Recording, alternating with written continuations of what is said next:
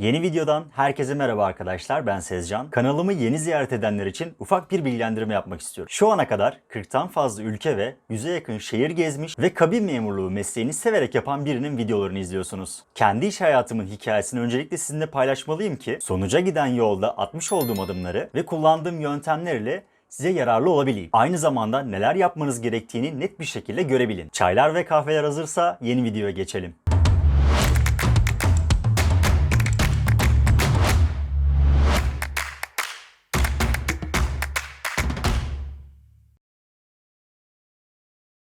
Yeni video konumuz kabin memuru nasıl oldum, mülakat süreçleri nasıl geçti, bununla alakalı sizlere bilgi vereceğim. Her genç gibi ben de üniversite bitmeden tüm havayolu firmalarına kabin memuru olabilmek için başvurdum. Sırasıyla Sun Express, Pegasus, Onur Air havayollarının mülakatlarına davet edildim. İngilizce seviyemin iyi olmamasından dolayı İngilizce sınavlarından maalesef kaldım. Üniversite bittikten sonra tabii ki yılmadım ve İngilizceye efsane şekilde yüklendim. Ve elimdeki tüm kaynakları kullandım. Is called internal point. Tabii ki arkadaşlar, bu aşamalarda siz kaynaklarınıza dikkat edin. İngilizce çalıştığım dönemlerde ilanının açılmasını dört gözle beklediğim bir firma vardı. Sonuna kadar da bekleyebilirdim. Sanırım olacaksa en iyisi olsun mottosu burada devreye girdi. Bir gün İngilizce kursundan çıkıp her zamanki gibi iş yerime gittim. Müdürüm beklemiş olduğum ilanın açıldığını söyledi ve hızlıca başvuru yaptım. Daha önceden de bahsettiğim gibi bu süreçlerde maillerinizi sürekli kontrol edin. Sınava davet maili geldiğinde bile İngilizce çalışmalarına devam ettim. Çünkü bu süreçte hataya yer yok arkadaşlar.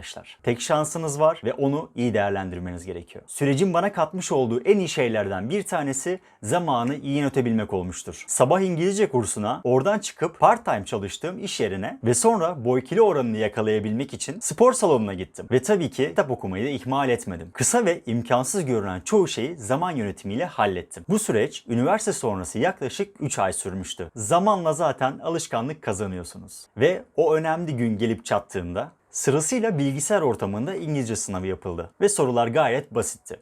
Bizim dönemimizde basit gramer boşluk doldurma soruları, fotoğraf tanımlama ve ekranda yazan soruyu sesli bir şekilde yanıtlamanız gerekiyordu. Alıştırma olarak bu fotoğrafın tanımlamasını yorumlar kısmına yazabilirsiniz.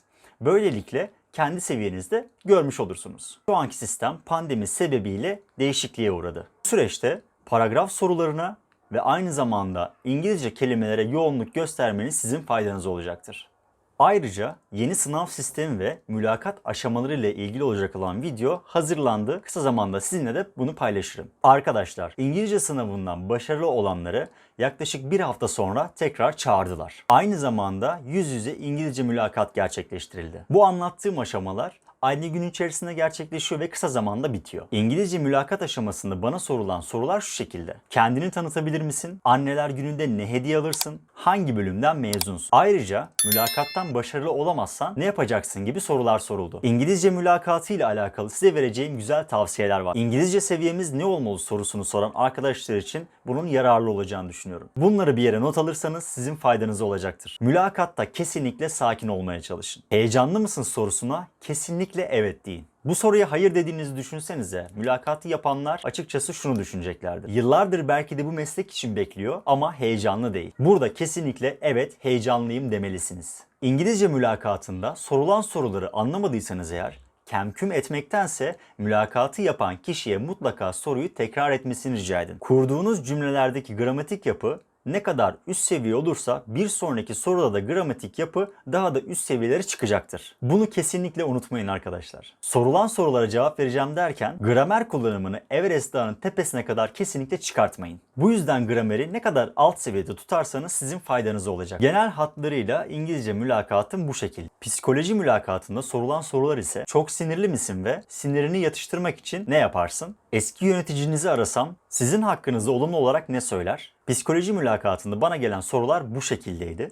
Genel olarak psikoloji mülakatının amacı kim olduğunuzu karşı tarafa net bir şekilde aktarabilmek. Mülakat sürecinin temelini oluşturur. Sorulan soruları tutarlı ve kendinizden emin bir şekilde cevap vermek süreci olumlu bir şekilde etkilemektedir. Sadece psikoloji mülakatı için değil, genel olarak diğer mülakatlar için de tutarlı ve kendinizden emin cevaplar vermek size fayda sağlayacaktır. Arkadaşlar, kısaca bu işi onlara ne kadar istediğinizi gösterin. Ve şuna eminim ki bu anlattıklarımı uyguladıktan sonra mülakatlarda başarılı olamamanızın imkanı yok. Kurul mülakatında ise şu sorular soruldu. Daha önceden başvuru formuna da yazdığım gibi Sivil Havacılık ve Kabin Hizmetleri bölümü yine karşıma çıktı. Sivil Havacılık ve Kabin Hizmetleri bölümü mezunu görünüyorsun. Emniyet ve güvenlik arasındaki fark nedir? Şimdi bu bölümü okuyunca aklınızda kalan tanımlar otomatikman devreye giriyor ve bunu da kolaylıkla cevaplıyorsunuz zaten.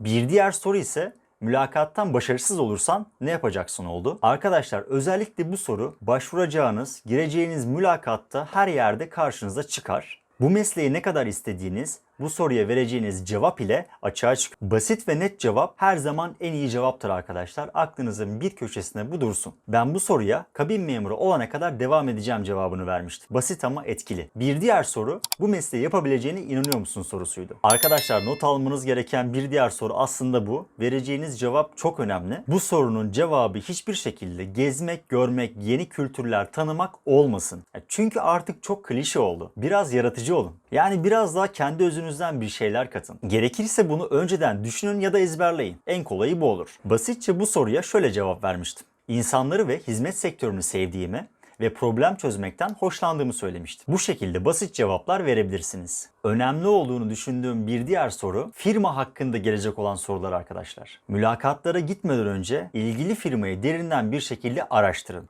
Özellikle logosu, kaç yılında kurulduğu, bana gelen soru ise firmanın kaç yıldız olduğuydu. Genel müdürün ve müdür yardımcısının kim olduğundan tutun, uçak sayısına kadar her şeyi araştırmıştım. Fakat tahmin edeceğiniz üzere firmanın kaç yıldızı olduğunu bilmiyordum. Tabii ki bilmediğiniz sorular olabilir. Soruyu bilmemeniz değil de bence en önemli kısım bilmediğiniz soruya da nasıl cevap vereceğinizdir. Herhalde 10 yıldızdır dedim. Mülakatı yapan hanımefendi de gülerek 4,5 yıldız olduğunu söyledi. Ve ben de bunun üzerine gülerek ama benim kalbimde 10 yıldız dedim. Ve mülakatı yapan kişilerden biri güzel cevap olduğunu söyledi ve oradan güzel bir şekilde ayrıldım. Mutlaka sizler de tanık olacaksınız ki o odadan gülerek ayrılmak çok kolay bir şey değil. Ben sizlerin bu mülakatlardan başarılı olacağınıza gönülden inanıyorum. Sadece azim ile çalışıp gereklilikleri yerine getirin ve vermiş olduğum tavsiyelere uyun.